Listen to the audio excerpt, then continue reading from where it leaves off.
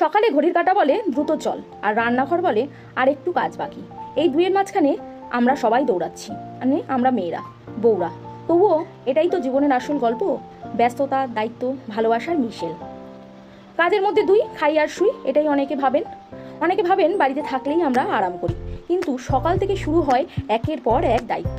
রান্নাঘর গুছানো, সবার খোঁজখবর নেওয়া, সব মিলিয়ে দিনটা ব্যস্ততাই কাটে। তবুও পরিবারের মুখে হাসি দেখলে সব ক্লান্তি দূর হয়ে যায়। দিনের শুরুটা আমার রান্নাঘর থেকেই।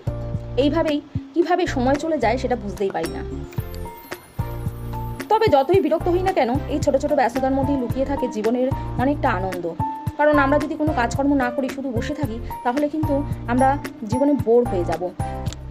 আসলে সংসারটা হচ্ছে একটা ছোট অফিসের মতন, যেখানে অনেকটা দায়িত্ব, একটা চাকরি, বেতন নেই যেখানে, শুধু পরিশ্রম। তবুও মনে হয় হাসি মুখেই যেন সমস্ত কাজগুলো করে যেতে পারলেই ভালো হয়। ছোট বড় সুখ দুঃখ নিয়ে জীবন। কখনো রান্না ভালো হয়, তার জন্য অনেকটা প্রশংসা, আবার কখনো রান্না ভালো হয় না, তার জন্য আবার সকলের মুখ ভার। এইভাবেই চলে যায় সারাটা দিন। তবে এসবের মধ্যেই কিন্তু আমরা জীবনটাকে উপভোগ করি। দেখো তো, তোমাদের সঙ্গে গল্প করতে করতে আমার সমস্ত রান্নাবান্নাও হয়ে গেল, আর কাজকর্মও সেরে ফেললাম। আজকে তো নিরামিষ, মঙ্গলবার, তাই আজকে কী কী রান্না করলাম গল্পের ছলে কিন্তু তোমাদেরকেও দেখিয়ে দিলাম। বলো তো বন্ধুরা, কী কী রান্না করলাম? আমরা যে সমস্ত মানুষেরা ভিডিও করি আর যারা করে না, তারা আমাদেরকে সবাইকে বলবে পাগল। আসলে কি বলতো, ভিডিও করাটা সবার একটা অভ্যাস হয়ে দাঁড়িয়েছে, আর এই অভ্যাসের মাধ্যমে সকল বন্ধুদের সঙ্গে নানা রকম কথাবার্তা বলা, আলোচনা করা, এটাও একটা অভ্যাস হয়ে দাঁড়িয়েছে। আসলে আজকাল জীবনে মানুষ বড্ড একা, আর নিজের মনের কথা বলবে এইরকম একটা মানুষ পাওয়া বা বিশ্বস্ত মানুষ পাওয়া আজকালকার দিনে বড়ই কঠিন হয়ে পড়েছে। তাই বিশ্বাস করে যদি কাউকে কিছু বলতে যাও, তাহলেই মুশকিল।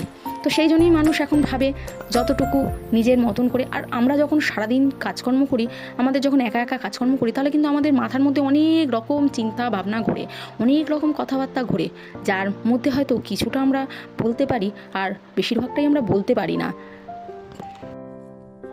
মনের কথা বলা না বলার মাঝখানে আমরা ঝুলে থাকি। তো ভিডিওটা আর বেশি বড় করব না বন্ধুরা, কারণ ভিডিওটা লং হয়ে যাবে। এমনিতেই লং ভিডিও বন্ধুরা দেখতে চায় না, আর সবাই স্কিপ করে যাওয়ার চেষ্টা করে। তবু যারা দেখে তাদের জন্যই ভিডিওটা। তো অবশ্যই ভিডিওটা দেখো, কারণ সমস্ত যারা ভিডিও করে তারা অনেকটা পরিশ্রম নিয়ে ভিডিওটা করে, তোমাদের সঙ্গে কিছু শেয়ার করার জন্য ভিডিওটা করে। তো সেই জন্য আমাদেরও উচিত তাদের এই কষ্টটা সফল করা, তাদের ভিডিওটা দেখা। তো আজকের মতন এই পর্যন্ত বন্ধুরা, সকলে সুস্থ থেকো, ভালো থেকো, টাটা বন্ধুরা।